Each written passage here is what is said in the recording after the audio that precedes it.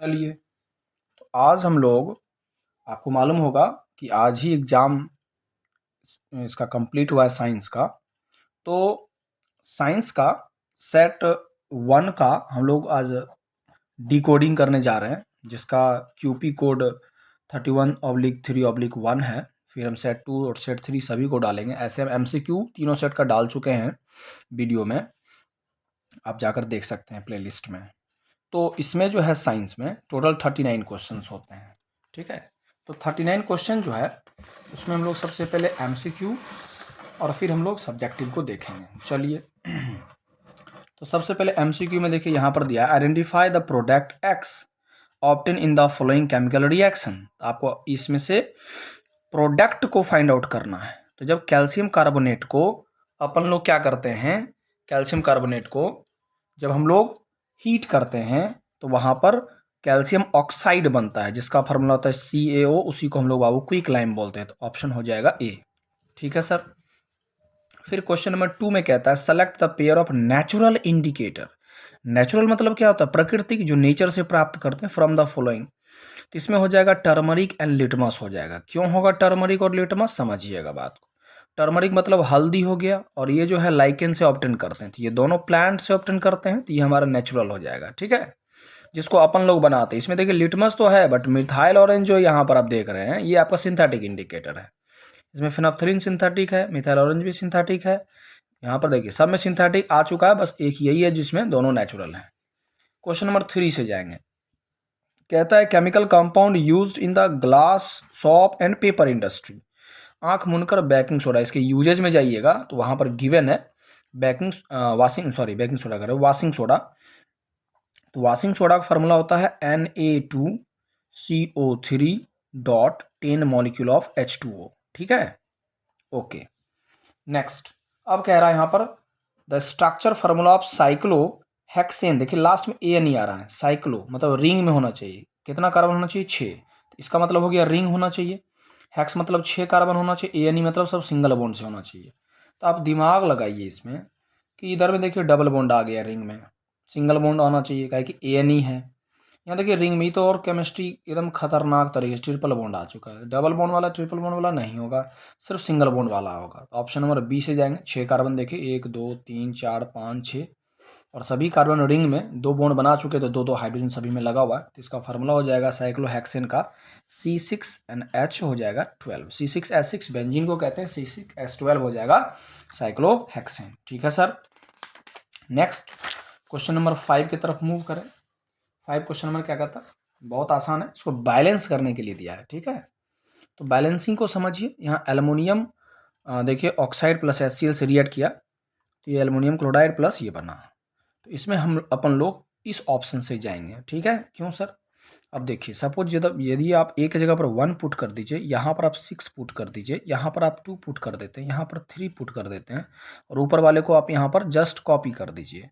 तो एल्युमिनियम कितना हो जाएगा, 2 1 जा 2, जैसे यहाँ 1 एक जगह पर 1 पुट कीजिए, 2 1 जा 2, इधर देखिए एल्युमिनियम यहाँ पर 2 लगा है, तो 2 हो जाएगा। अब ऑक्सीजन देखिए यहाँ पर कितना हो जाएगा, 3। इधर में ऑक्सीजन देखिए यहाँ पर है वाटर के साथ, तो यहाँ भी 3 हो जाएगा। जैसे जैसे यहाँ लिखिएगा सबके लिए 3 हो जाएगा। फिर हाइड्रोजन यहाँ पर कितना हो गया, 6, क्योंकि हम 6 लिख रहे हैं बी के जगह पर, तो हाइड्रोजन भी 3 2 जा 6 हो जाएगा। क्लोरीन देखिए 6, तो यहाँ भी देखिए 3 2 जा 6। तो इस हिसाब से अपन लोग का ए हो जाएगा। अब कहता है which one of the following hydrocarbon is different from other. इनमें से कौन है जो बिल्कुल अलग दिख रहा है आपको। तो देखिए 4 दूना 8 उससे अधिक है, तो ये अल्केन हो गया। 5 दूना 10 उससे अधिक है, अल्केन हो गया। 2 दूना 4 उससे अधिक है, ये तीनों अल्केन हो गया। और ये देखिए 7 दूना 14, ये हो गया अल्कीन, ENE वाला, ठीक है। तो ये जो है डिफरेंट होगा, कि ये ANE हो गया, ये भी सुग्गा ANE हो गया, ये भी बाबू ANE हो गया। तो ये अपना जो है ENE, ये अनसेचुरेटेड है, बाद में कि तीनों सेचुरेटेड है। तो डिफरेंट पूछ रहा है, तो ये हो जाएगा बी ऑप्शन, ठीक है। Next, which one of the following reaction is different from the remaining 3। इनमें से कौन सा रिएक्शन है जो बिल्कुल डिफरेंट है औरों से, ठीक है। तो इसका भी बहुत आसानी से हम पता कर सकते हैं। देखिए इधर भी कंपाउंड, इधर भी कंपाउंड है कि नहीं, गौर कीजिए कि यहाँ देखिए गौर करने वाला बात क्या है कि ये भी कंपाउंड कंपाउंड, ये भी कंपाउंड कर दिया। ये हो गया double displacement, double displacement, double displacement, और ये हो गया देखिए 2 रिएक्टेंट मिलकर सिंगल प्रोडक्ट दे रहा था। ये तो कॉम्बिनेशन का एग्जाम्पल हो जाएगा। तो डिफरेंट तो यही नजर आया ना चारों में से, तो ऑप्शन बी हो जाएगा। ठीक है सर। नेक्स्ट क्वेश्चन नंबर 8 में जाएंगे। Select from the following a plant hormone which promote cell division. Cell division कौन करवाता है? तो बेटा ऑक्सीन तो है, फोटो और जियोट्रॉपिज्म करवाते हैं। गिलिब्रिन सूट को लंबा करता है। एब्सेसिक जो होते हैं वो ग्रोथ को तो इनहिबिट करते हैं। ये स्टोमाटा को क्लोज करते हैं। स्टोमाटा को ओपन करने का काम, और सेल डिवीजन के लिए साइटोकाइंस है। एक और हार्मोन होता है इथाइलिन, जो गैसियस हार्मोन है, जो हायर क्लास में आपको बताया जाएगा 11th वगैरह में। क्वेश्चन नंबर 9 की तरफ चले। 9th में देखिए क्या लिखा है।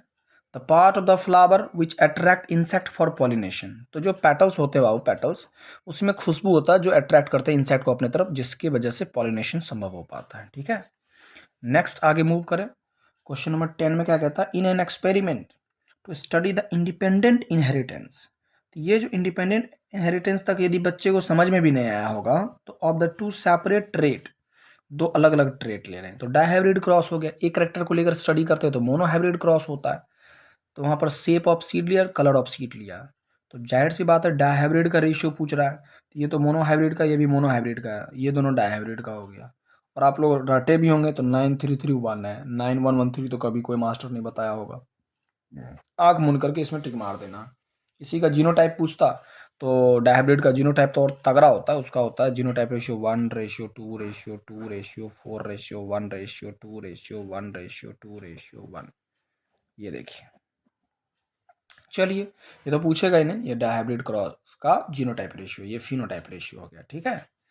Next question number 11। बायो से तो बहुत आसान आसान पूछा है, बच्चा एकदम पलाव जैसा दे दिया, पड़स के लीजिए भाई नंबर लीजिए। अब बच्चे नंबर नहीं ले पा रहे तो उनकी दिक्कत है।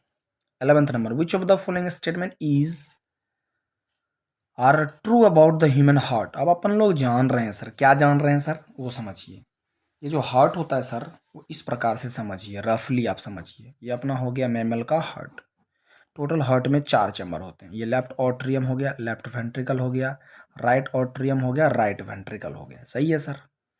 सबसे पहले लंग्स से बाबू, लंग्स से आता है, लंग्स से पल्मोनरी आर्टरी, मन में आ रहा होगा लेकिन हम अपना लिखना नहीं है।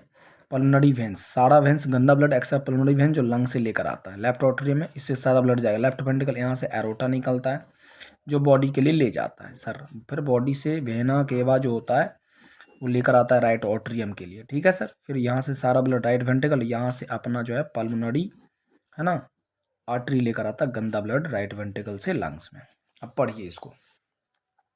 Right atrium received oxygenated. Right atrium में देखिए पूरे बॉडी से तो गंदा ब्लड आ रहा था, ये ऑप्शन तो हो नहीं सकता। Left atrium transfer oxygenated blood to left ventricle. Yes, left atrium से लेफ्ट वेंट्रिकल में ऑक्सीजनेटेड ब्लड जाते हैं, तो ये तो ऑप्शन होगा। Right atrium receive deoxygenated blood from the different part. Right atrium पूरे बॉडी डिफरेंट पार्ट से आ रहा, सही बात है, वेना केवा लेकर आ रहे हैं। Left atrium transfer oxygenated blood to aorta. Left atrium थोड़ी ना एरोटा में डालता, लेफ्ट वेंट्रिकल रहता, तो ये भी गलत हो गया। तो बी और सी से अपन लोग जाएंगे, तो इस हिसाब से बी और सी ऑप्शन नंबर सी में है, तो सी हो जाएगा। ठीक है। नेक्स्ट क्वेश्चन नंबर 12 की तरफ चलें। 12th में देखिए कहता है cross between the tall to tall pea plant result in the offspring having a few dwarf plant. तो जब दो टॉल प्लांट को क्रॉस करवाया जा रहा है तो एक आधा डॉर्फ प्लांट निकल जा रहा है, मतलब कुछ। The gene combination of the parental plant must be. Parental plant में क्या होना चाहिए, दोनों टॉल बोल दिया। तो जब दो टॉल बोल दिया तो ये तो बेटा हो नहीं सकता, क्योंकि ये तो टॉल होगा, ये तो शॉर्ट हो गया ना। ये भी नहीं हो सकता क्योंकि ये टॉल हो गया तो ये शॉर्ट हो गया। दोनों टॉल, तो या तो ऑप्शन डी होना चाहिए, नहीं तो ए होना चाहिए। अब यदि इसको क्रॉस करवाइएगा तो कभी भी आपको शॉर्ट प्लांट निकल ही नहीं सकता, क्योंकि इधर से कैपिटल टी जाएगा हर केस में, और तो कभी प्लांट शॉर्ट हो ही नहीं सकता। लेकिन यहाँ क्या बोला है, फ्यू ड्वार्फ प्लांट भी होना चाहिए, तो इस हिसाब से ए से जाएंगे। ठीक है सर। ठीक है, दोनों में जब स्मॉल टी जब आएगा तब तो छोटा ही प्लांट निकलेगा ना। ओके। नेक्स्ट, और यही तो मेंडल किया था F2 जनरेशन निकालने के लिए मोनोहाइब्रिड क्रॉस में। नेक्स्ट क्वेश्चन नंबर 13 कहता था phenomenon of light involve in the formation of rainbow in the sky. Sky में रेनबो पर जो बन रहे तो उसमें रिफ्रैक्शन, डिस्पर्सन एंड वहाँ पर टोटल इंटरनल रिफ्लेक्शन बात कर सकते हैं, देख लीजिएगा एक बारी। डिस्पर्सन नहीं, यही हम लोग बी से चलेंगे। ठीक है। Okay. Next question number 14 in case of 4 wires of same materials, the resistance will be minimum if the diameter and the length of the wire respective are. तो रेसिस्टेंस को कम करना है। अपन लोग पढ़े हैं, क्या पढ़े हैं sir? R is directly proportional to L/A। अब जब प्रोपोर्शनल साइन हटाते हैं तो R इक्वल टू होता है रो इंटू L/A। तो रो को भी कुछ देर के लिए हटा दें, आप इसको समझिए। तो रेसिस्टेंस लेंथ पर डायरेक्टली होता है और एरिया पर इन्वर्स होता है। और एरिया जो होता है तार का, वो सर्किल का एरिया होता है πr²। और डायमीटर की जब बात आ जाइएगा तो डायमीटर को क्या लिख सकते हैं सर? डायमीटर का एरिया क्या होगा? πd/2 का, एक रेडियस बराबर डायमीटर बाय 2, इसका स्क्वायर करना पड़ेगा, है कि नहीं? चलिए, अब कह रहा है सर तो लेंथ को तो कम करना होगा, तो लेंथ L/4, 4L, ये तो हो नहीं सकता है, L/4। और डायमीटर को जितना आप कम कीजिएगा उतना आपका क्या हो जाएगा? रेसिस्टेंस बढ़ जाएगा। बात समझ रहे हैं? तो डायमीटर को कम नहीं करना, डायमीटर को बढ़ाना है। क्योंकि आपने पढ़ा होगा मोटा तार में रेसिस्टेंस कम होता है, पतला तार में रेसिस्टेंस ज़्यादा होता है। तो डायमीटर कम कर दिया तो ये तो बेटा हो नहीं सकता है। डायमीटर बढ़ाइए, पहले 4 गुना डायमीटर किया, 2 गुना डायमीटर किया, तो ये तो ठीक है 4 गुना किया, लेकिन लेंथ को डायरेक्टली प्रोपोर्शनल, लेंथ बढ़ेगा तो रेसिस्टेंस बढ़ जाएगा ना। तो हमको तो रेसिस्टेंस मिनिमम करना है ना बेटा। तो मिनिमम के लिए क्या करना होगा? मिनिमम के लिए अपन लोग को लेंथ भी कम रखना होगा। तो हमारे हिसाब से तो सी ही होगा, बट देखिए सीबीएसई के अकॉर्डिंग मार्किंग स्कीम में जो आता है, यदि वो जिस ऑप्शन से चले, बी और डी में, सी और डी में से ही कुछ होगा। चलिए नेक्स्ट अपना तो ये है। चलिए नेक्स्ट क्वेश्चन नंबर, ये तो बायो का है, बायो तो आप कंफर्म रखिए। Food chain will be more advantageous in terms of energy. और एनर्जी जितना छोटा होगा उतना ज़्यादा एनर्जी मिलेगा। तो 2 ट्रॉपिक लेवल का हो plant, direct human being plant और हाथी खा गया, है कि नहीं? चलिए क्वेश्चन नंबर 16 की तरफ चलते हैं। 16 भी खतरनाक है, थोड़ा सा देख लीजिए। कहता है यहाँ पर ओजोन एक पॉइजनस गैस है, ये बात तो ठीक है, पॉइजनस गैस है। चलिए, ozone shield the earth surface from the infrared, हाँ प्रोटेक्ट तो करता है इंफ्रारेड से, ये भी ठीक लग रहा है। Ozone is product of UV radiation, ये बात तो नहीं, यूवी रेडिएशन पड़ने पर तो ओजोन टूट जाते हैं। क्या क्या पढ़े होंगे, जब O3 पर जब जाता है यूवी रेस, है ना, तो ये टूट जाता O2+O में, तो फॉर्मेशन थोड़ी ना होगा। तो ये तो ऑप्शन हो नहीं सकता है सी। चलिए, तो सी जहाँ जहाँ सो कट कर दीजिए, तो बी नहीं हो सकता है और सी नहीं हो सकता है। At lower level atmosphere ozone perform most essential function, lower level में तो होता ही नहीं, ये तो होता है आपका ट्रोपोस्फियर में। लेकिन ये पॉइजनस गैस तभी होगा जब ये लोअर लेवल में रहता है। चलिए, तो इस हिसाब से हम लोग ए और बी से चलते हैं अभी फिलहाल, ठीक है। बोर्ड जैसा कहेगा उसके अकॉर्डिंग टीचर चेक करते हैं कॉपी वगैरह को, ठीक है। चलिए, हमारे हिसाब से तो ए हो जाना चाहिए।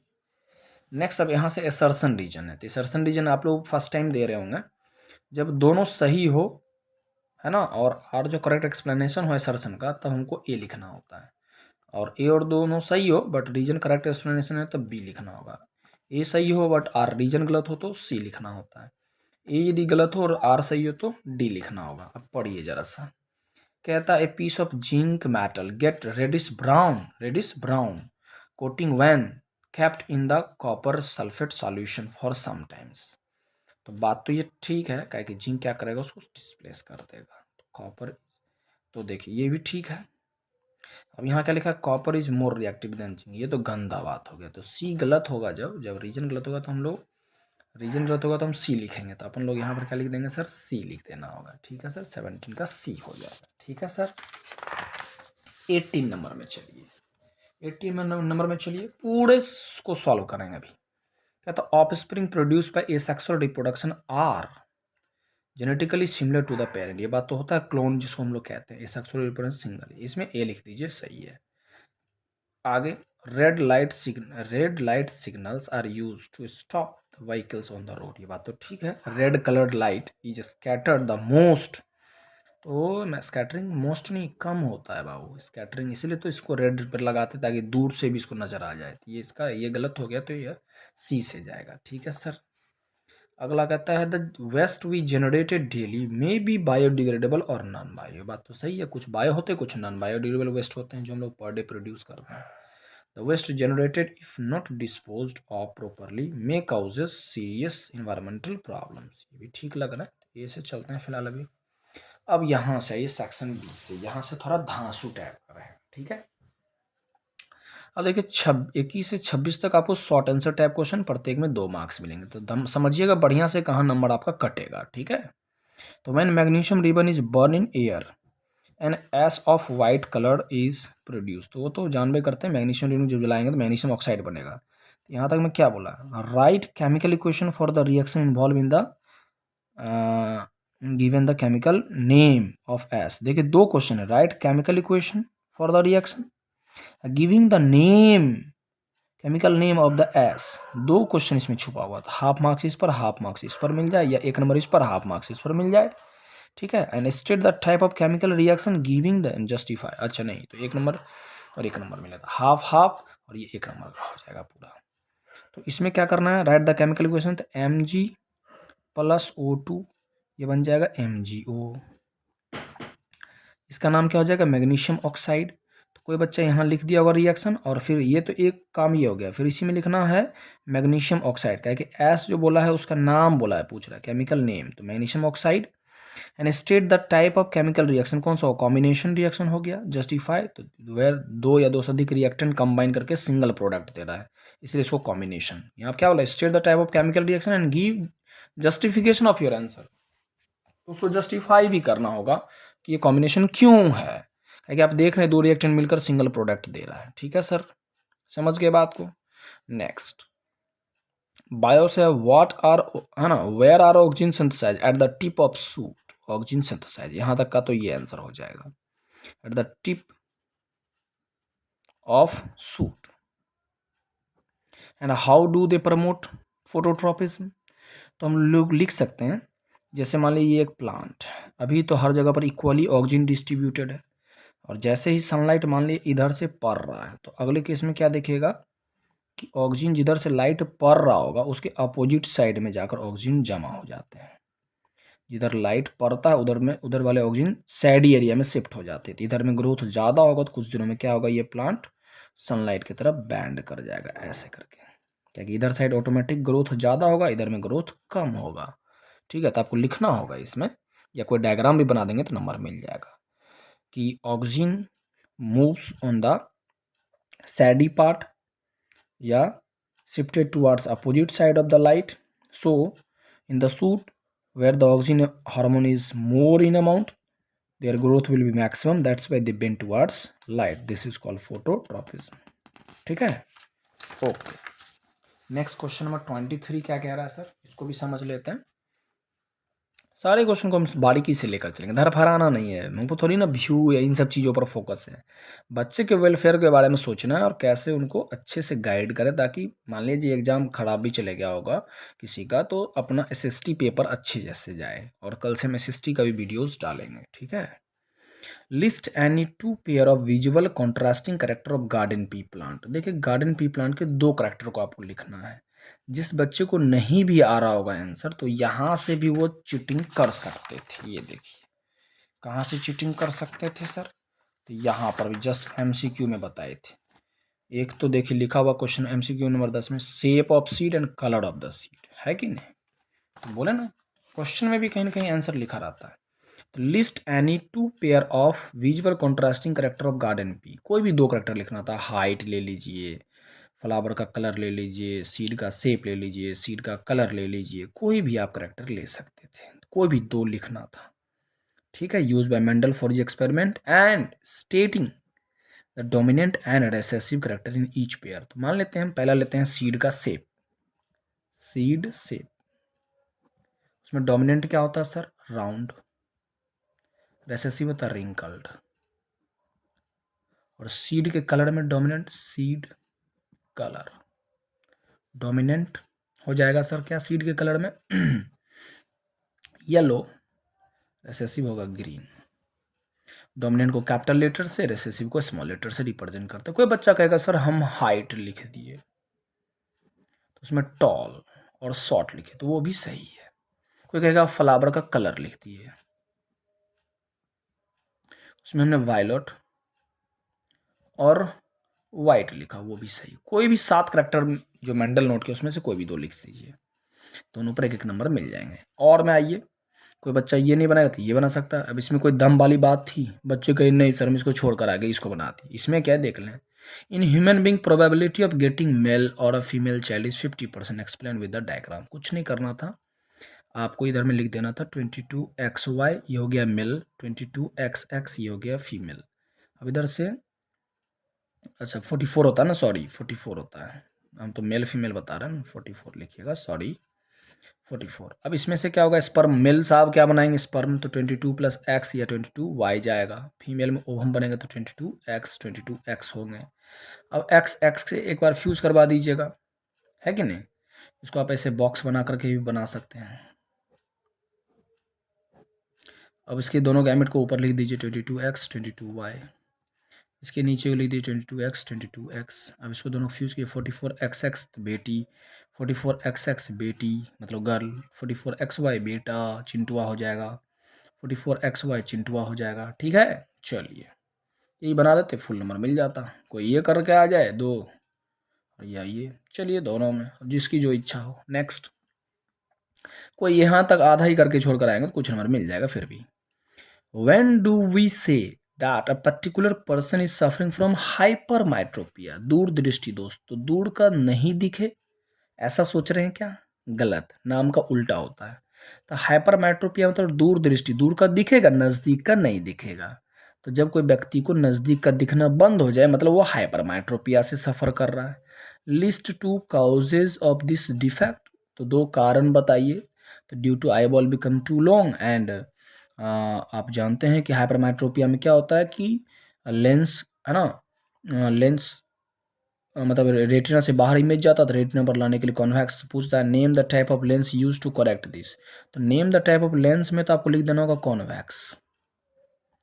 अच्छा 2 काउजेज में तो आप लिख दीजिएगा due to eye ball become too long and due to the low converging power of lens, क्या कि कन्वर्जिंग पावर कम होता है इसलिए रेटिना से बाहर इमेज चले जाते हैं। जैसे ये आँख हो गया सुगा, ये लेंस हो गया, तो लाइट जो जो आ रहा है वो यहाँ जाके इमेज बन रहा है रेटिना के बाहर जाके। तो इसको रेटिना पर लाने के लिए एक हम कॉन्वेक्स लेंस लगाएंगे ताकि और कन्वर्ज करे और लाइट यहीं पर रेटिना पर ही कन्वर्ज हो जाए। ठीक है सर, चलिए अब आगे समझिए। Draw a diagram to show the pattern of magnetic field line produced due to current carrying straight conductor. अब स्टेट कंडक्टर कैसे होगा सर, तो ये हो गया स्टेट कंडक्टर। कोई बच्चा एरो नीचे से ऊपर दे दिया होगा, तो ये अब देखिए यहाँ पर थंब रूल लगा देना है मैक्सवेल का। करंट कैरिंग कंडक्टर को हम पकड़े हुए हैं दाहिने हाथ में, जिधर करंट जा रहा है उधर दाहिने हाथ का अंगूठा होना चाहिए। तो रेस्ट हाथ किधर बंद हो रहा है, ऐसे बंद हो रहा है, तो घड़ी के विपरीत में बंद हो रहा है, एंटी क्लॉकवाइज।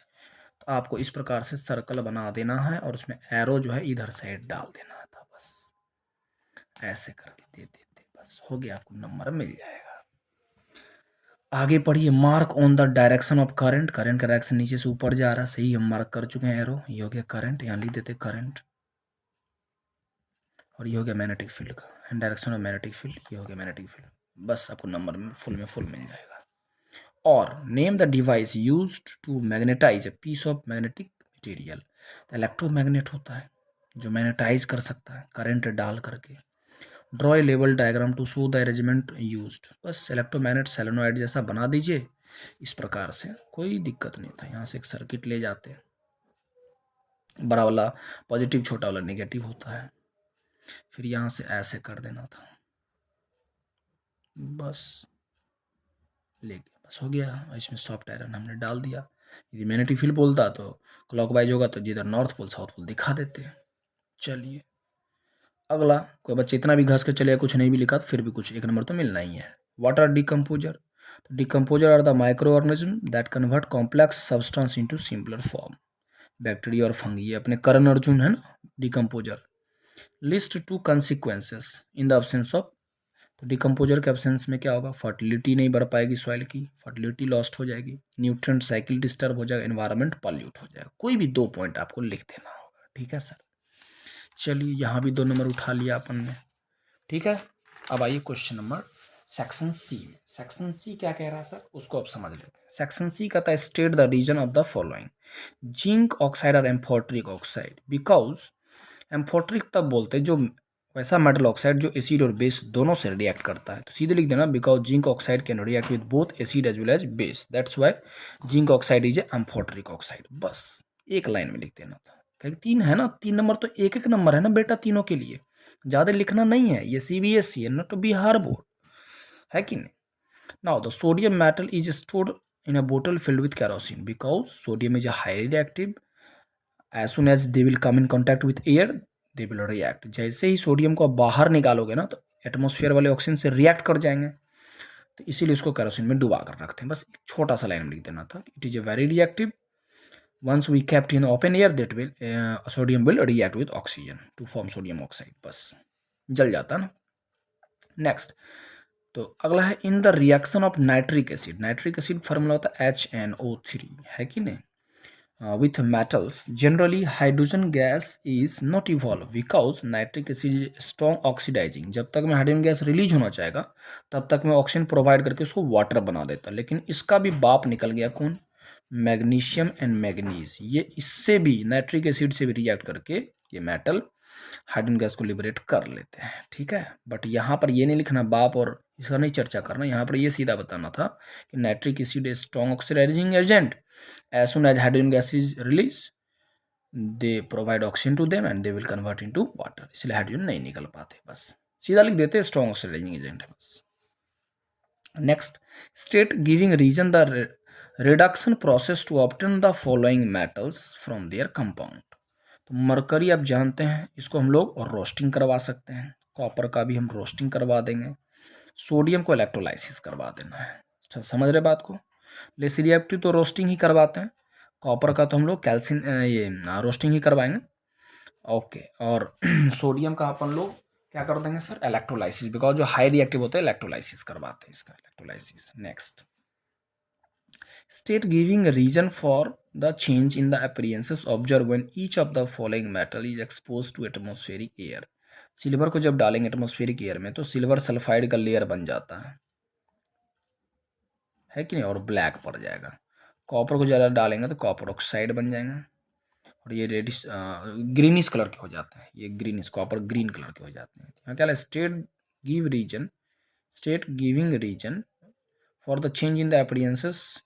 अच्छा, when each of the following metal is expose to atmospheric air, तो लिख देंगे because they will react with them and for further corrosion their colour will be, इसका कलर हो जाता है ग्रीनिश टाइप का, इसका हो जाएगा ब्लैक टाइप का, और आयरन का तो आप जानते ही हैं कि Fe2O3 फेरिक ऑक्साइड बन जाएंगे और ये रेडिश ब्राउन हो जाएंगे, ठीक है। Next, we water the soil, हम लोग पानी देते हैं ना सॉइल में, but it reaches the top most leaf of the plant, explain briefly the process. करना कुछ नहीं था, खूब ब्रीफली लिख दे, उससे डरना नहीं है। सबसे पहले अपन लोग जानते हैं रूट हेयर में आएंगे, फिर रूट हेयर से कहाँ जाएगा, एपिडर्मिस में, एपिडर्मिस से कॉर्टेक्स, कॉर्टेक्स से कहाँ जाएंगे, इंडोडर्मिस, फिर रूट जाइलम, फिर स्टेम जाइलम और लीफ जाइलम, ऐसे करके लिख देना होगा। या कोई बच्चा ऐसे भी लिखा होगा कि there is a xylem tissue found in the root that will carry the water and mineral to the shoot और द लीफ, तो उसमें भी आपको नंबर मिल जाएंगे। चलिए नेक्स्ट, बट ये प्रॉपर हो गया एकदम सिस्टमेटिक मैनर में, ओके। सिर्फ ये पाथवेज भी कोई लिख कर चलेगा और इंग्लिश में कुछ नहीं लिखता, सिर्फ एरो मार के चला जाता, फिर भी फुल में फुल मिल जाएंगे। नेक्स्ट क्वेश्चन नंबर क्या है सर, देखिए क्वेश्चन नंबर 30 क्या कहता है, list two constituent of CNS। CNS के दो कंस्टिट्यूएंट होते हैं, एक होता है ब्रेन, दूसरा होता है स्पाइनल कॉर्ड।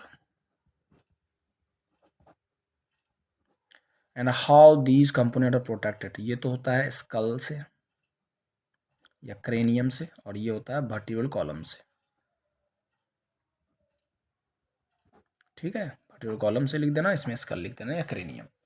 अगला, write to limitation of use of electrical impulse. Electrical impulse का एक तो ये वन वे डायरेक्शन में जाता है, वन वे पहला, दूसरा हो जाएगा ये स्लो होता है। कहता है यहाँ list two limitation of the use of electrical impulse. Electrical impulse में काहे कि वो साइनेप्स में केमिकल फॉर्म में कन्वर्ट होता है। इलेक्ट्रिकल तो फास्ट होता है, बट यहाँ पर क्या, two limitation by using electrical impulse. तो वन वे डायरेक्शन होता है, दूसरा ये आप कह सकते हैं कि साइनेप्स में जाकर के ये स्लो हो जाते हैं, बिकॉज वहाँ पर केमिकल फॉर्म में कन्वर्ट हो जाते हैं। चलिए, name and explain the phenomenon of light due to which the path of light become visible. तो वो तो होता है टिंडल इफेक्ट की वजह से, है कि नहीं। And that enter in a smoke, है देखिए लिख ही दिया, smoke filled room through a small hole. हाँ, तो टिंडल इफेक्ट काम करेंगे। नेम और एक्सप्लेन करना। तो when the light comes in the, है ना, डर्टी रूम या डस्टी रूम या smoke room, the smoke particle size are bigger so that they can scattered, है ना, the light. And also state the dependence of colour of the light we received on the size of the particle of the medium through which the beam of light passes। अब इसको समझिए बढ़िया से। कहता है state the dependence of color of the light we received on the size of the particle। देखिए, अब इस पर आपको लिखना पड़ेगा।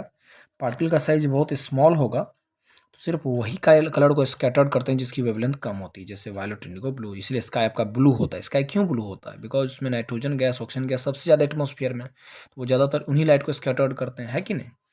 और यदि पार्टिकल का साइज बड़ा होगा तो ऑलमोस्ट सारे लाइट को स्कैटर्ड कर देंगे, और रेड लाइट ही सिर्फ, या ऐसे लाइट जिनकी वेवलेंथ ज़्यादा वो पार कर जाते हैं।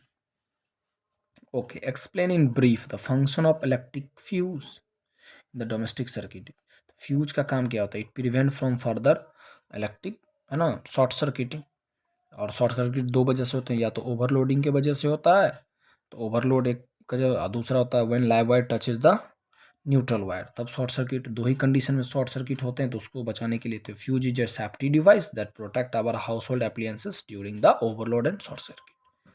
एन इलेक्ट्रिक हीटर जिसका देखिए इतना किलोवाट है, इतना वोल्टेज है, उसको ऑपरेट किया गया इलेक्ट्रिक सर्किट जिसका रेटिंग इतना एम्पियर का फ्यूज लगाया है।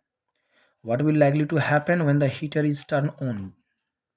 तो P बराबर आप जान रहे हैं क्या होता है, V इंटू आई। अब देखिए पावर कितना दे रखा, 3000 वाट हो जाएगा ना, किलो में दे रखा, और वोल्टेज कितना है, 220 है, इंटू आई। तो इसको उधर डिवाइड में भेजिएगा तो आई बराबर हो जाएगा 3000/20।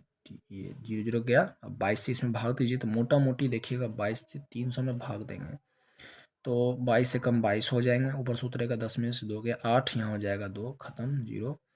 अब 22 चौके तो नहीं लगेगा 3, है कि नहीं, 3 बार में लगाएंगे तो 3 दूनी 6, 3 दूनी 6, तो रखिए 13 पॉइंट, तो 14 एम्पियर का कम से कम पॉइंट समथिंग आएगा, तो इतना एम्पियर का करंट होना चाहिए, फ्यूज होना चाहिए। यहाँ 5 एम्पियर, तो सीधा लिख दीजिएगा कि once we switch on the heater the fuse will burn melt because it require this much amount of current. सीधा बात है, बस समझ गए बात को। नेक्स्ट आगे समझिए।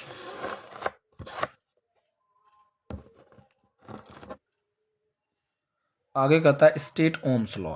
ओम्स लॉ को लिख देना है। At constant temperature current flowing through a wire directly proportional to potential difference. या कोई बच्चा इतना भी लिख कर चले आएगा तो उसको भी नंबर मिल जाएंगे।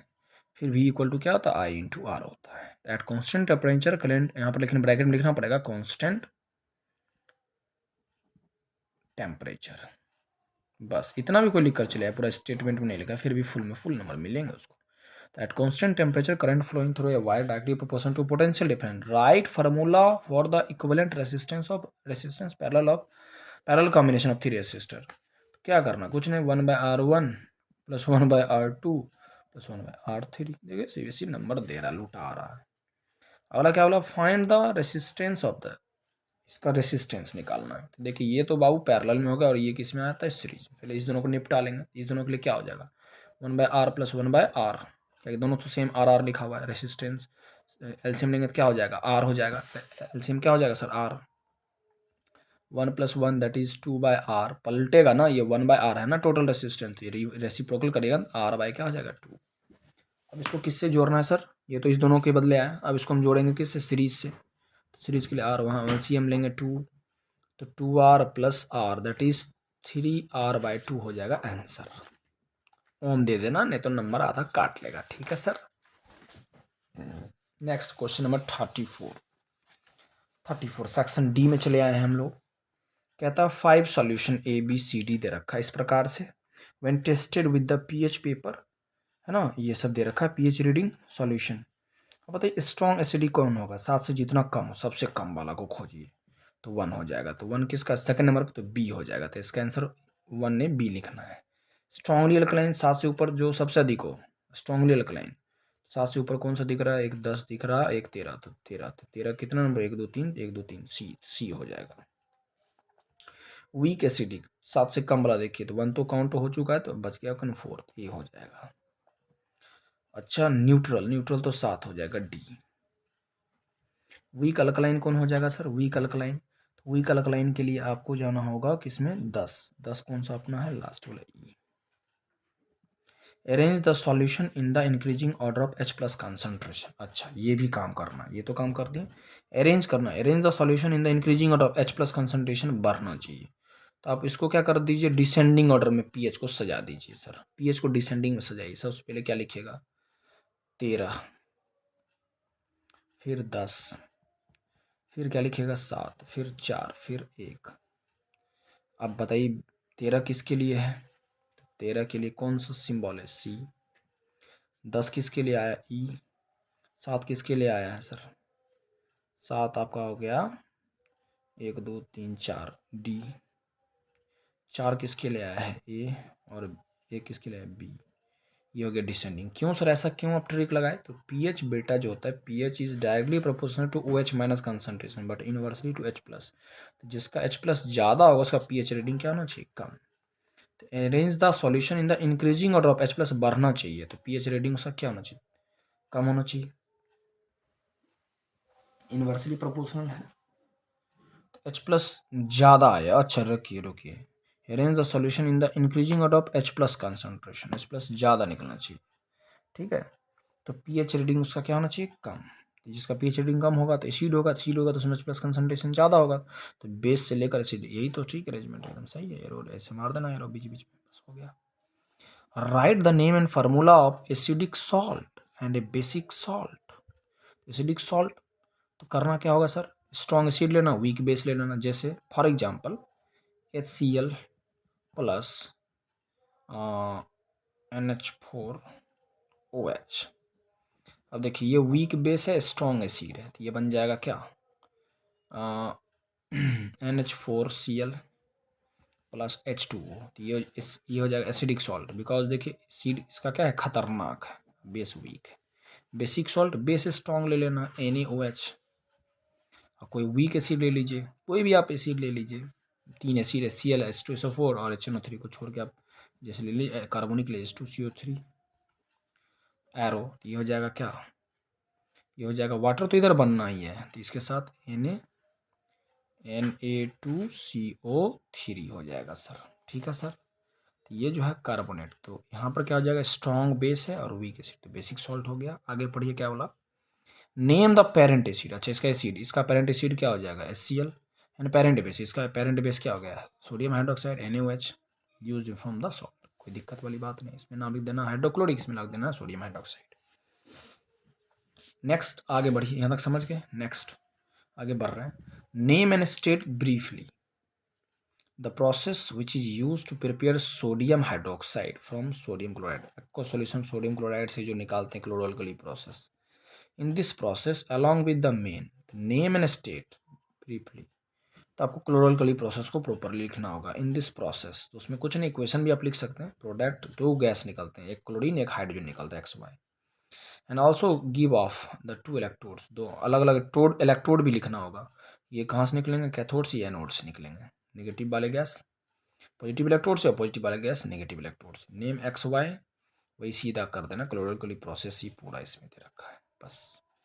ऑन दिस लिखता है, one of these gases are react in the dry calcium chloride. अच्छा उसमें से क्लोरीन जब रिएक्ट करता था ना, कैल्शियम ऑक्सीक्लोराइड बनाता है, कंपाउंड जेड हो जाए, कैल्शियम ऑक्सीक्लोराइड CaCl2, जिसको हम लोग यूज़ करते हैं ब्लीचिंग में, इंडस्ट्री वगैरह में ब्लीचिंग के लिए, ब्लीचिंग एजेंट के तौर पर। नेम जेड, जेड क्या होना, तो ब्लीचिंग वही, दूसरा नाम है calcium oxychloride, and write the chemical equation involve. तो उसको कुछ नहीं करना है, तो उसमें करना क्या था आपको, तो कैल्शियम हाइड्रोक्साइड में पास करा देना क्लोरीन, तो बन जाएगा CaOCl2, कैल्शियम ऑक्सीक्लोराइड, है कि नहीं। ओके, और इधर में क्या करना था सर? तो इधर में आपको तो क्लोरोफिल प्रोसेस दे देना है, तो इस पर 5 नंबर आपको मिल जाएंगे। ठीक है, नेक्स्ट। अब आगे समझिए, समझ गए ना? दिक्कत होगा तो फिर हम बहुत सारे वीडियो डाले हुए हैं, उसमें है इसका क्लोरोफिल प्रोसेस, हम प्रॉपरली बताएं। करना कुछ नहीं होता क्लोरोफिल प्रोसेस में, हम आपको एक बार समझा ही देते हैं। जैसे देखिए यहाँ पर होता क्या है, यहाँ तक में समझाते हैं। NaCl जो होता है का स्टेट में, उसको बोलते हैं ब्राइन। इसको हम वाटर में डालते हैं और इलेक्ट्रिसिटी सप्लाई करते हैं, तो बनता है NaOH प्लस क्लोरीन और प्लस हाइड्रोजन गैसेस। ठीक है, ये दो गैसेस निकलते हैं। अब बैटरी में आप जानते हैं दो प्लेट होता है, मतलब ये जब जोड़ते हैं कनेक्ट करते हैं, है कि नहीं, एक पॉजिटिव एक निगेटिव। यहाँ पर हम इस प्रकार से सिंबल दे देते हैं, पॉजिटिव नेगेटिव। पॉजिटिव से जोड़े तो एनोड हो जाएगा, ये कैथोड। अब जो एनोड है, तो एनोड पर निकलेगा क्लोरीन गैस, एक पॉजिटिव पर नेगेटिव गैस जमा होगा, नहीं नेगेटिव पर पॉजिटिव गैस जमा होगा, बस इतना ही करना था।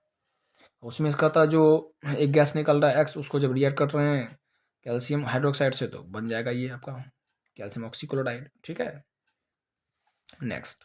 अगला बायो से क्वेश्चन है वाटर स्पोर का। इसमें एक एक क्वेश्चन तीनों से आता है। पहले केमिस्ट्री हो गया, उसी का और वाला बता रहे थे, अब ये हमारा है बायो का। Water spore, spore are microscopic reproductive unit, है ना। माइक्रोस्कोपिक रिप्रोडक्टिव स्ट्रक्चर को हम लोग क्या बोलते हैं? Spore. On which structure are they formed, ये कहाँ बनते हैं? स्पोरेंजियम के अंदर बनता है। On which structure are they formed and how do they overcome unfavourable, जब फूड अवेलेबल होगा, अप्रोप्रिएट टेम्परेचर होगा, कंडीशन सूटेबल होगा। नेम द ऑर्गेनिज्म जो मल्टीप्लाई करते हैं, तो उसमें लिख सकते हैं हम लोग ये क्या कहते हैं, राइजोपस वगैरह हो गया, फंगी हो गया, बैक्टीरिया हो गया, non flowering plant, fern and mosses, कोई भी एक नाम लिख देना with the help of these structure. Name the organism जो मल्टीप्लाई करते हैं, राइजोपस दे दीजिए, ब्रेड के ऊपर जो फफूंदी निकलता है। इसके अलावा आप राइजोपस के अलावा आप दे सकते थे वहाँ बैक्टीरिया दे सकते थे। नॉन फ्लावरिंग प्लांट में फर्न एंड मॉसेस, कोई भी दे सकते हैं। Next, give two reason why some plant are grown by the method of vegetative propagation, because some इसीलिए वेजिटेटिव प्रोपोगेशन से कुछ प्लांट ग्रो करते हैं जो सीडलेस प्लांट होते हैं, जो सीड बियर नहीं करते, तो उनके लिए आपको वेजिटेटिव प्रोपोगेशन प्रमोट करना होता है। List two method use to grow the plant vegetably, list two methods use to grow the plant vegetatively. तो वेजिटेटिव प्रोपोगेशन क्या होता है पहले वो समझ लीजिए। Without using the reproductive part, मतलब फ्लावर को बिना यूज किए हुए, रिप्रोडक्टिव पार्ट को बिना यूज किए हुए, स्टेम को, लीफ को, रूट को यूज करके नया पार्ट बना देना। ठीक है, जैसे ब्रायोफाइलम में हो गया। तो list two method use to grow the plant vegetably, दो मेथड बताना था, कटिंग, लेयरिंग, ग्राफ्टिंग, कोई भी दो मेथड बता देना है। ऐसे तो आप जानते हैं वेजिटेटिव प्रोपोगेशन दो टाइप के होते हैं, नेचुरल एंड आर्टिफिशियल। तो इसमें दो मेथड में आप दे सकते थे, लेयरिंग, कटिंग, ग्राफ्टिंग, इसमें से कोई भी दो मेथड लिख सकते हैं। ठीक है, ओके, उसको थोड़ा बता देना है। कटिंग में छोटा सा पार्ट काट के लगाते हैं, उसको सॉइल में डाल देते हैं। ठीक है, या फिर कोई बच्चा इस और वाले को भी बना सकता था। Study the diagram given below and name the part marked ABC। अब ए सर यहाँ पर क्या हो गया? देखिए पॉलन ग्रेन हो गया, क्या कि बिंदु है ना, पॉलन ग्रेन। बी क्या हो गया सर? पॉलन ट्यूब हो गया। सी क्या हो गया? ओवरी हो गया, बस, है ना। तो लिखा है यहाँ पर study the diagram and given below and name the part marked ABC। ए हो गया पॉलन ग्रेन्स, क्या कि वही पॉलन ग्रेन देखिए इंटर में आया है कि नहीं। बी हो गया आपका यहाँ पर क्या, कोई बच्चा गलती भी कर दिया होगा, हम जानते हैं, स्टाइल फिर स्टाइल भी लिखा होगा, पॉलन ट्यूब हो गया। सी देखिए ओवरी हो जाएगा, ओवरी ने सॉरी ओव्यूल हो जाएगा। ये हो गया पॉलन ट्यूब, ये पॉलन ग्रेन। ठीक है, नेक्स्ट आगे समझिए। कहता what happens when B reaches, what happens when B, अच्छा ये तो गड़बड़ कर दिया। What happens when B reaches C, ये तो गड़बड़ हो गया है। क्या है कि बी के पास देखिए कुछ पता भी नहीं चल रहा, ए के पास तो लग रहा है एक ब्लैक स्पॉट है, तो मान लेते हैं इसको हम पॉलन ग्रेन। तो बी थोड़ी ना होगा, ए वाला पार्ट ना पहुंचेगा, तो इसका मतलब तो ए पॉलन ट्यूब होगा, ये गड़बड़ होगा। इसमें तो गड़बड़ है, बोनस कहीं होना चाहिए CBSE में। तो बी जब पॉलन ग्रेन पहुंच जाएंगे तो फर्टिलाइजेशन हो जाएंगे in the ovary. Mention its significance, तो इसका महत्व क्या होता है? फर्टिलाइजेशन होने के बाद ओव्यूल फ्रूट्स में बन जाते हैं। लिखन write the two post fertilization changes, तो ovary get converted into the fruit and ovule get converted into the seed. अंदर वाला ये देखिए, ये होता है ओव्यूल, अंदर वाला, और ये बाहर वाला ओवरी होता है। तो ये जो पार्ट देख रहे हैं ये बाहर वाला ओवरी हो गया, ये अंदर वाला पार्ट जो देख रहे हैं ओव्यूल हो गया। तो ओव्यूल आगे जाकर सीड बन जाता है, ओवरी फ्रूट्स बन जाते हैं। इसमें तो बोनस के चांसेस थोड़े बनते हैं, आप लोग के लिए गुड लक है, लेकिन जो ये सॉल्व किया होगा उसी को और वाला बनाया होगा। नेक्स्ट ड्रॉ ए, क्या कि यहाँ पर देखिए पोलन ग्रेन यहाँ पर है, पढ़िएगा तो समझ में आ जाएगा। Next draw a ray diagram to show the path of refracted ray in the each of the following. Refracted ray मतलब ये बेंडिंग करवाएगा। Ray of light incident on a concave lens, तो कॉनकेव लेंस तो बाबू इस प्रकार से बीच में पतला किनारे पर मोटा होता है, ये प्रिंसिपल एक्सिस हो गया। Write diagram concave lens parallel to principal axis जब आएगा ऐसे आएगा तो यहाँ से इसको डाइवर्ट कर देना होता, एरो जरूर दीजिएगा, नंबर नहीं तो काटेगा अपना, जानिए खुद। डॉटेड लाइन से स्केल से यहाँ पर पहुँचा देना, ये फोकस हो गया बस। दूसरा it is directed towards the principal focus, और यदि दूसरा डायग्राम ये बना देना था आपको, यहाँ पर गौर करें इस प्रकार से ये हो गया फोकस इधर वाला, यदि कोई लाइट फोकस पर जाकर मिलने वाला होगा तो यहाँ के बाद आपको पैरेलल कर देना था एरो ऐसे बस। अगला कहता है ए 4 सेंटीमीटर टॉल ऑब्जेक्ट, अब इस न्यूमेरिकल को सॉल्व किया जाए। ठीक है सर, 4 सेंटीमीटर लिखते जाते हैं। ठीक है सर, 4 सेंटीमीटर टॉल, तो हाइट ऑफ ऑब्जेक्ट हो जाएगा 4 centimetre.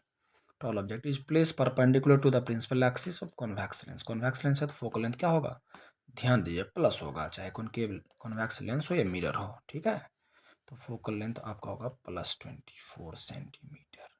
Distance object from the lens, अच्छा तो इस कंडीशन में यू दे रखा आपका सुगा -16 सेंटीमीटर, कुछ भी रहे ऑब्जेक्ट डिस्टेंस तो माइनस में लगाना। फाइंड द पोजीशन, अब कुछ नहीं करना, 1/v माइनस 1/u बराबर 1/f, क्या कि लेंस है तो लेंस फार्मूला माइनस होता है 1/v माइनस 1/u जब -16 बराबर माइनस 1/f जगह पर +24,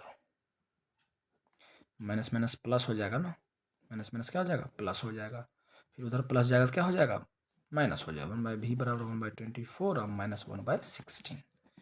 अब बताइए एलसीएम हो जाएगा 48, इसका इस दोनों का 48 48 हो जाएगा, इससे 2 हो जाएगा, इससे 3 हो जाएंगे, तो -1/48, 1/v है तो v बराबर हो जाएगा -48 सेंटीमीटर। चलिए अब इससे हम लोग चेक भी कर लेते हैं, मान लेते हैं कि ये अपना एक कॉन्वेक्स लेंस हो गया, ये अब इसका फोकस हो गया 24, तो 2f कितना हो जाएगा 48 हो जाएगा, और इसको कहाँ पर रखा गया ध्यान दीजिएगा। अच्छा ये तो गड़बड़ हम बना दिए लगता है, नहीं ठीक ही जा रहा है, चलिए देख लेते हैं। ऑब्जेक्ट को हम 16 पर रखे तो इस दोनों के 24 फोकस के अंदर ही रखना पड़ा है, पैरेलल राइट जाएगा तो ऐसे फोकस से पास कर जाएंगे, इसको पीछे प्रोसीड करना पड़ेगा, क्योंकि इस दोनों के बीच में है तो वर्चुअल बनेगा, तो इधर ही इमेज बनेंगे तो माइनस में आना ही चाहिए, क्योंकि सेम साइज बनेगा सेम साइड, और बड़ा भी बनेगा मैग्नीफाइड। दूसरा इसको ऑप्टिकल सेंटर्स पास करेंगे, पीछे प्रोसीड कर देंगे, यहाँ कट कर गया मान लेते हैं यहाँ पर कहीं बना, तो इधर ही लेफ्ट साइड ही बनेगा इसमें, तो इसमें तो मतलब इमेज डिस्टेंस माइनस में आना चाहिए, माइनस में आया भी, इधर बनता रियल तब ना प्लस में आता इमेज डिस्टेंस। अब देखिए हाइट इसका ज़्यादा होगा मैग्नीफाइड, तो वो भी पूछा होगा magnification, find the position size, अच्छा साइज बोल दिया ना, पोजीशन के साथ साइज भी बोल दिया है।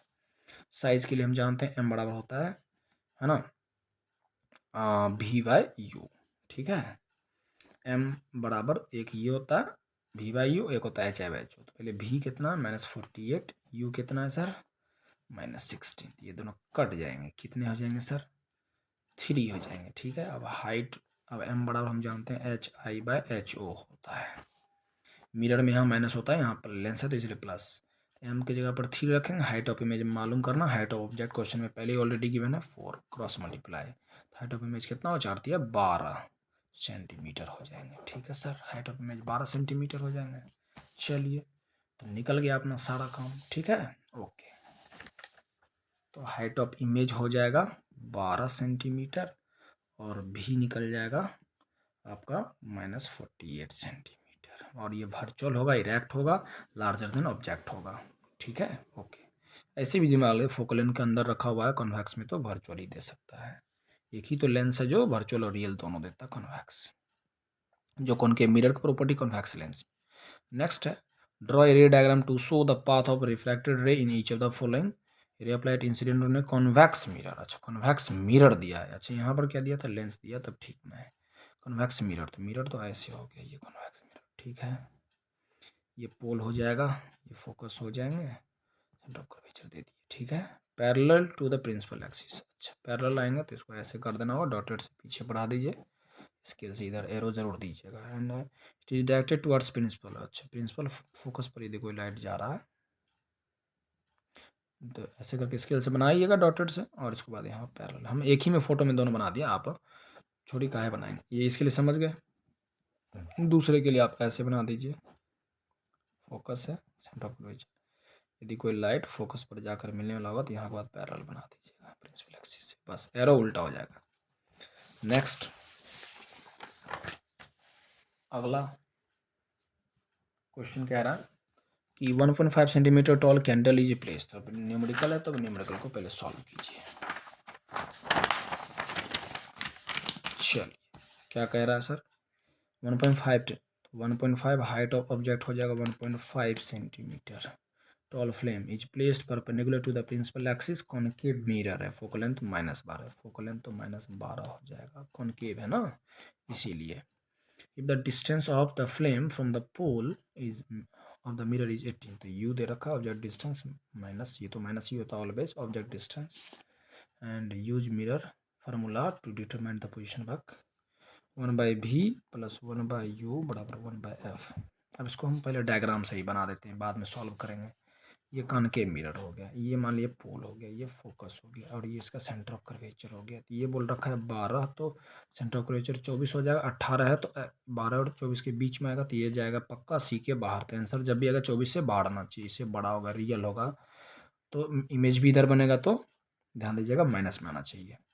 तो 1/v प्लस 1/u की जगह पर क्या लिख देंगे, -18 बराबर 1/f -12, प्लस माइनस माइनस हो जाएगा,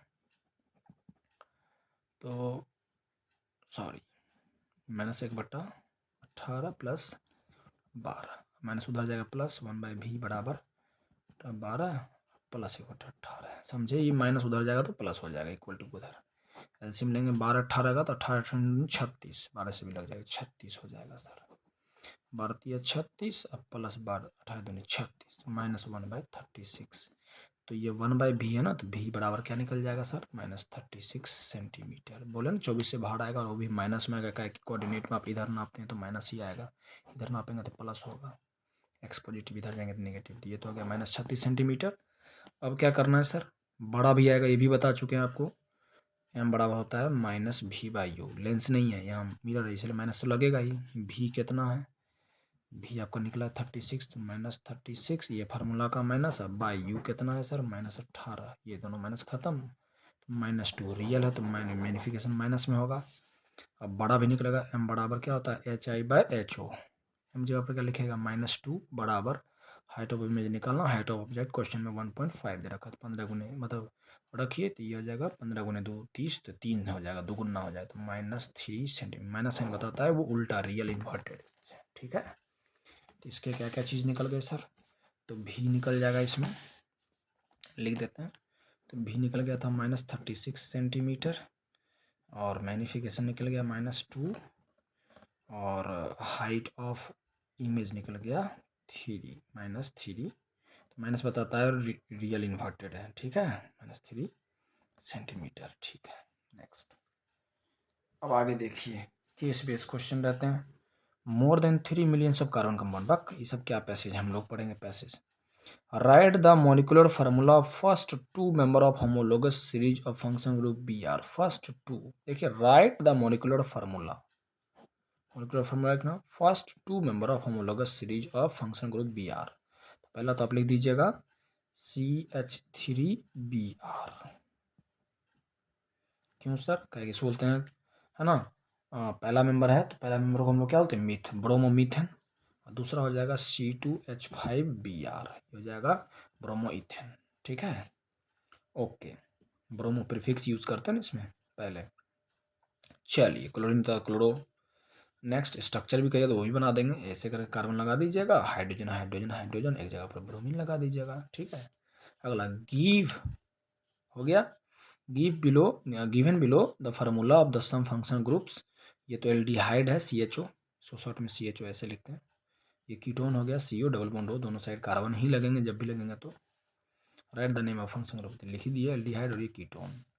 what would observe on adding 5% alkaline potassium permanganate you drop in some warm ethanol. Ethanol में जब इसको डालते हैं तो क्या होता है, स्टेट द रोल। ये तो यहाँ पर ऑक्सीडाइजिंग एजेंट का काम करेगा इस रिएक्शन में। राइट द केमिकल इक्वेशन, तो कुछ नहीं करना, ethanol C2H5OH plus limited oxygen जब होता है तब हम यूज करते हैं इसी सॉल्यूशन का alkaline potassium permanganate KMNO4 alkaline. Alkaline क्यों होता है, क्या इसमें थोड़ा सा NaOH मिला दिया जाता है, तब ये क्या बन जाएगा सर, तो ये ऑक्सीडाइज होकर इथेनोइक एसिड बन जाएंगे सर। ठीक है, ये हो जाएगा CH3COOH प्लस ये, ऐसे रिएक्शन को लिख देना होगा। Next, write the name and compound of the when ethanol is heated at इथेना के। इथेनॉल को जब इथेना के पर वो भी इसके प्रेजेंस में करेंगे तो रोल आती है। तो यहाँ डिहाइड्रेटिंग एजेंट का काम कर रहा है, उसको हीट करते हैं, कुछ नहीं, बस आपको इस कंडीशन में आपको ऐसे नहीं लिखना होगा इथेनॉल, ऐसे लिखना होगा CH3CH2OH, इसके ऊपर में लिख देना है H2SO4 और वो भी आप 4 4 3 के, तो ये बन जाएगा CH2 प्लस वाटर। डिहाइड्रेशन हो रहा, तो डिहाइड्रेटिंग एजेंट का काम कर रहा है यहाँ पर। ठीक है, ओके, तो यहाँ पर question by question, what is the role of concentrated this, तो यहाँ पर लिख इट इज रोल इसका क्या है, dehydrating agent. Right the equation हमने लिख ही दिया। Right the name of the compound form when ethanol is heated, तो कंपाउंड कौन सा बन रहा है, इथीन बन रहा है, बस, या तो ये बनाए नहीं तो ये बनाइए। लास्ट क्वेश्चन है 38 नंबर, ह्यूमन बीइंग में name the gland present in the buccal cavity. Buccal cavity में कौन सा, सैलिवरी ग्लैंड होगा। And write the component of food on which they secreted which secretion of this gland act on starch. इसका हो जाएगा starch, इसका हो जाएगा सैलिवरी ग्लैंड या starch, salivary gland. Next, two organ have a sphincter, तो oesophagus भी लिख सकते हैं, स्टमक भी लिख सकते हैं, स्मॉल इंटेस्टाइन भी लिख सकते हैं, लार्ज इंटेस्टाइन भी लिख सकते हैं। नेम देम, बस नाम लिखना है। कोई भी दो ऑर्गन जिसमें स्फिंक्टर लगा होता है, स्फिंक्टर कम होता है, एक बार जो खाना चलेगा वापस ना आए। फूड पाइप जैसे घुसता है स्टमक में, वहाँ भी पाए जाते हैं। स्टमक खत्म होता है, स्मॉल इंटेस्टाइन शुरू होता है, वहाँ भी पाइलोडिक स्फिंक्टर है। फिर ileocaecal valve, small intestine, large intestine से जब रेक्टम निकलता है तो वहाँ भी एनल स्फिंक्टर है, एनस के पास। अगला, व्हाट विल हैपन जब म्यूकस सिक्रेट नहीं होगा, तो ये हमारे स्टमक इनर वॉल को डैमेज करेंगे, पेप्टिक अल्सर बीमारी हो सकती है। और villi are absent in small intestine, तो एब्जॉर्बेशन नहीं हो पाएंगे, बस। Bile juice does not contain any enzyme, बस, yet it is important role, तो हम जानते हैं बिकॉज इट हेल्पिंग, एक तो एसिडिक फूड को अल्कलाइन बनाता है, दूसरा इमल्सिफिकेशन, फंक्शन लिखता है ना बाइल जूस का, बस इमल्सिफिकेशन ऑफ फैट। और दूसरा काम क्या होता है सर, दूसरा काम होता है सर कि एक तो इमल्सिफिकेशन करते हैं फैट का, और दूसरा काम सर होता है कि वो एसिडिक फूड को अल्कलाइन बना देते हैं। ठीक है, लास्ट, चलिए, in a domestic circuit 5 LED bulb लगा हुआ है। ठीक है, करना क्या sir, state what happens when K1 is close, जैसे इसमें सटाएंगे, इसको K1 से लगाएंगे तो ये वाला बल्ब जल जाएगा sir, bulb A will glow. जब इसमें सटा देंगे तो ये सभी बल्ब जलेंगे, BCDE। ठीक है, लास्ट, आगे देखिए क्या बोल दिया, find the current drawn by the bulb B when it is glow. तो करंट B, अच्छा, इसमें करंट निकालना। अच्छा, पावर दे रखा वाट और वोल्टेज, तो P बराबर आप क्या जानते हैं, V इंटू आई जानते हैं। तो P और V दे रखा, तो यही फार्मूला से I बराबर क्या हो जाएगा, P बाय V। P कितना दे रखा है 11, V कितना दे रखा है 55, तो ये हो जाएगा 1/5, मतलब इसको पॉइंट में डालेगा तो 0.2 एम्पियर। ठीक है, चलिए, इसका हो जाएगा 0.2 एम्पियर। नेक्स्ट, कैलकुलेट, समझ गए करंट कैसे निकाले, P बराबर V इंटू आई। नेक्स्ट कहता है the resistance of bulb B and, तो बी का रेसिस्टेंस निकालिए, बी का, इसी का रेसिस्टेंस भी वाला निकालना है। तो ओम्स लॉ से हम जानते हैं V इक्वल टू क्या होता है, I इंटू आर होता है। I तो मालूम चल गया 0.2, और सीरीज में सभी में सेम ही जाएंगे करंट। ठीक है, इसमें सब में सेम जाएंगे, ये अलग बात होगा, इसमें कुछ अलग जाएंगे, निकाल देंगे। 0.2 और R निकालना ही है रेसिस्टेंस। तो पूछा क्या question, resistance in bulb, resistance in bulb B. तो R बराबर क्या होता है सर, तो V बराबर होता है I इंटू आर, तो R बराबर हो जाएगा V बाय आई। V कितना है सर क्वेश्चन में गिवन 55 दे रखा है। पैरेलल में वोल्टेज तो आप जानते हैं, सीरीज में तो अब यहाँ दे रखा, तब क्या कीजिए, तो सीरीज में तो आप जानते हैं करंट से मतलब वोल्टेज तो डिफरेंट होना चाहिए। तो 55 और I जो है 0.2 उठेगा तो एक शून्य आ जाएगा, 2 से काटेगा तो इतना आ जाना चाहिए। अच्छा 555 तो 275 हो जाएगा ना, तब ना हो जाएगा 275 गुने 2 तो हो जाएगा 550। ठीक है, तो 2 से इसको कट कर दीजिएगा। ओके, और ये रेसिस्टेंस है तो ओम लगा दीजिएगा 275 ओम। ठीक है, ओके आगे समझें। नेक्स्ट अगला कह रहा है कि total resistance of the combination of 4, total resistance निकालना है। सबका वही रेसिस्टेंस होगा सेम, सब सीरीज में जुड़ा हुआ था, 275 सबको जोड़ दीजिएगा एक साथ, तो ये दोनों मिला के कितना हो जाएगा, तो 275 2 15 10 चलो 1 7 14 15 5 बाकी चलो 1, ये दोनों 550 550 550 550 1000 1100 हो जाएगा टोटल। और क्या चलिए, कहता what would happen to glow if all the bulbs in the circuit when K1 and K2 both are closed and bulb C suddenly get fused। C fuse हो जाएगा तो इधर वाला तो कुछ नहीं जल पाएगा, ये तो जलेगा, कहेगा ये तो अलग से पैरेलल कनेक्शन हो जाएगा ना दोनों सर्किट, तो ये बल्ब जलेगा, इधर वाला कोई नहीं जलेगा, ये खत्म हुआ सीरीज में तो सब गड़बड़, कहेगी तीनों चारों तो सीरीज में है। बस चलिए हटाइए, गिव रीजन तो वही लिख दीजिए। ठीक है, good luck to you all. कल हम सेट 2 को और सेट 3 को फिर अपलोड कर देंगे। Okay, good luck, wish you all the best for your upcoming examination SST, social studies and social science।